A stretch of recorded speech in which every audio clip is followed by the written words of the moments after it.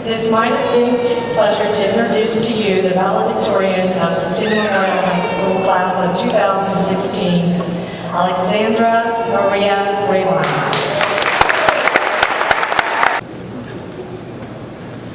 Thank you, Ms. Knight, and thank you all for being here today. A wise person, Ellen DeGeneres, once said, "Follow your passion, stay true to yourself, and never, ever, ever follow someone else's path. Unless you're in the woods and you're lost, and you see a path, and then by all means you should follow that." It is in the spirit of staying true to yourself, but knowing when you're lost, that I offer these thoughts on the occasion of our graduation. Much of senior year is focused on the future. People ask, what are your plans? What are your goals? What are you going to do with your life? What are you going to be? Well, I certainly can't speak for most of my peers, whose plans may be clear, or, like mine, frequently changing. Instead, I want to focus on a slightly different notion of what we might be or become as the Scecina class of 2016. The 4 B's I want to talk about are all things we know, or we have been taught, during our time at Scecina, that are truly worth remembering, especially as we take this huge step and venture out into a wider world. The first B is to be grateful. It's a common misconception that happiness brings about gratitude. The truth is that gratitude itself makes us happy by opening our eyes to all the ways that we've been blessed. Not only are we blessed from a worldly perspective, as we have grown up in a country with access to clean water and air and healthy food, with roofs over our heads, and a place where personal freedoms and education are valued.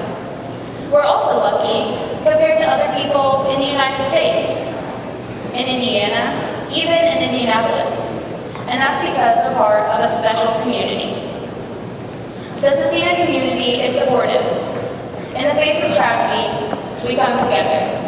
We mourn together and suffer together, as after the death of a teacher and coach. After a huge success or victory, we celebrate together, as after a sectional win. I mean, didn't the softball team just kick some butt yesterday?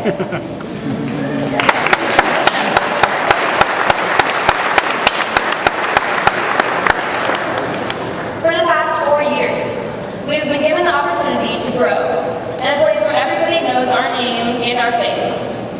A place where values are such an important part of our school that they're engraved in the walls. A place that cherishes service and the importance of family as much as academic success. I'm so grateful for all the things that the Scecina community has given me, and I hope that we can all say the same. But I think we should also be grateful for all the things we haven't been given. When you pull into the Scecina parking lot, you don't see a bunch of expensive sport cars or a huge football stadium. When you walk through the halls, you don't see a parade of designer clothes or expensive jewelry. I mean, you couldn't anyway, because we were in khakis and Scecina bolos, but you get the idea. The people who live, work, and go to school on the east side and in the Scecina community are humble. We're hardworking, and we care about the other people in our community. Each of us came from a family that worked so hard to give us a great education, and another family in each other. And I hope that's what we remember. I hope that we will remain rooted in that when we go out into the world. We may not be sure who we are yet, but as we grow and learn and change, we must never forget where we came from. We can't forget the teachers and the parents and the coaches who sacrificed to get us where we are today, and the community that nurtured us and embraced us all the way. In the future, there will be times when we'll struggle. We'll feel torn, unstable, and shaken to the core. But I hope we'll always know that we have good roots here and a good, strong foundation to return to. I hope that I, and all of us, remember to be grateful for both everything we we've been given, and everything our parents and teachers were wise enough not to give us. The second B is to be present. This has been called, and I believe it is, the greatest challenge of our generation. To take our eyes off of the screen, to take our fighting minds off of the complicated past and the uncertain future. To put our energy into the people and the places of here and now. In a way, we're blessed to be part of a generation that will be connected by social networks from the moment we step out of these gymnasium doors. We are also part of a generation where a tweet or a Snapchat story may seem more enticing than a car ride with a parent or a face-to-face conversation at lunch with a friend. Too often, we're drawn into a world of perceptions, worries, and speculations that's so much less important and so much less real than the here and now. Didn't the days of high school pass so quickly? It seems like last week we were getting lectured about the AIDS epidemic in Mr. Hawkins' class, or listening to a Main Advice Monday from Mr. Maslow. And yet, somehow, here we are now, in our caps and gowns, our time with them and so many others having come to a close. When I think back over the past 4 years, I can recall so many happy moments with this class. We triumphed over the seniors on field day our sophomore year, and our boys conquered Ritter on the football field this fall. We cried more than I thought humanly possible at senior retreat, and pulled off possibly one of the most successful senior pranks in Scecina history. And we're still not sorry about that. We're infamous for being a little much for our Catholic theology teachers to handle, and also for our fierce school spirit. Our high school memories happen when we couldn't check our phones, or worry about our mistakes, or our future plans. We're focused instead on each moment in time. Life isn't going to slow down anytime soon. The family and friends we love, the places where we live, study, and work, and even the people that we are right now, all of this will change. And it's up to us to pay active attention to the little things and to take part in each moment.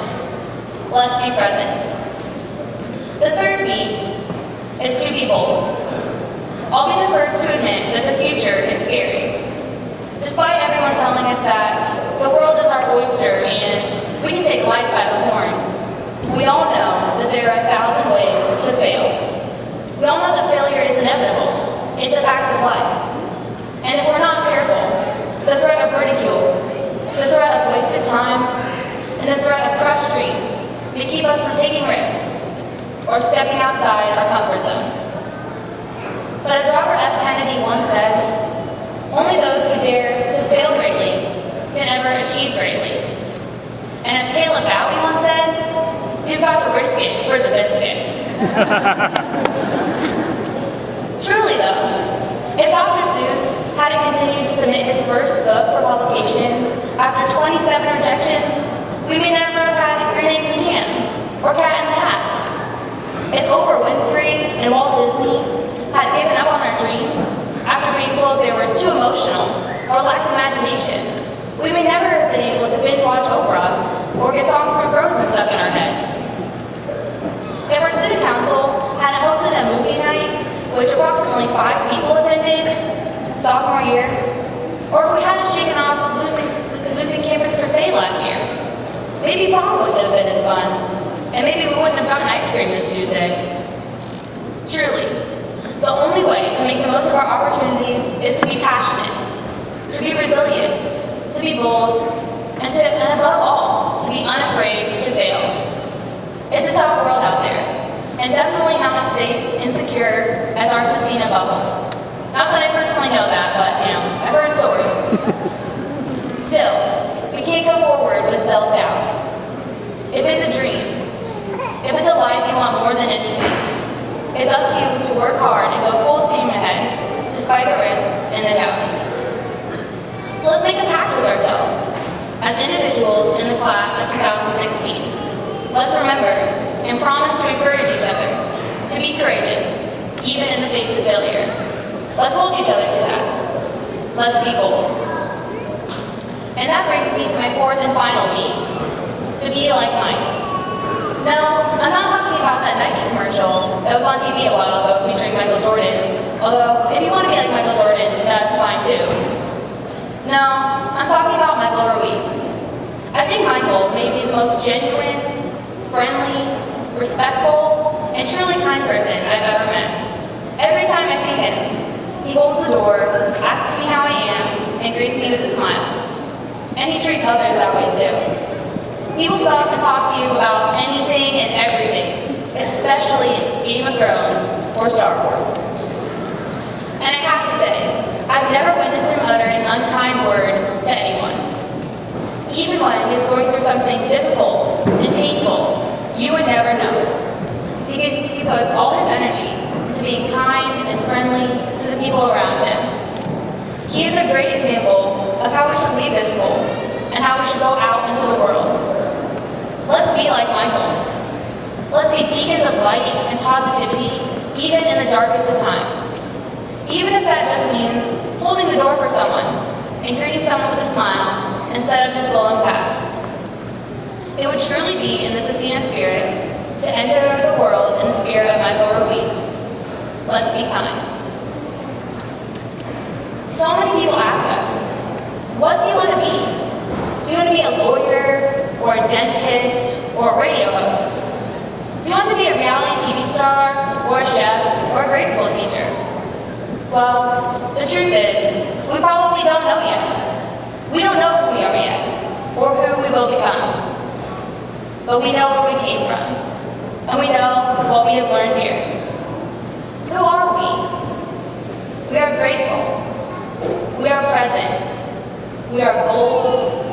We are kind. We are the class of 2016.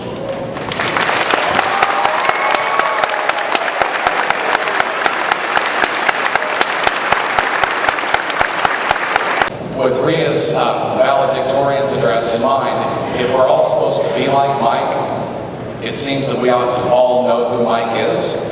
So Michael, would you please stand?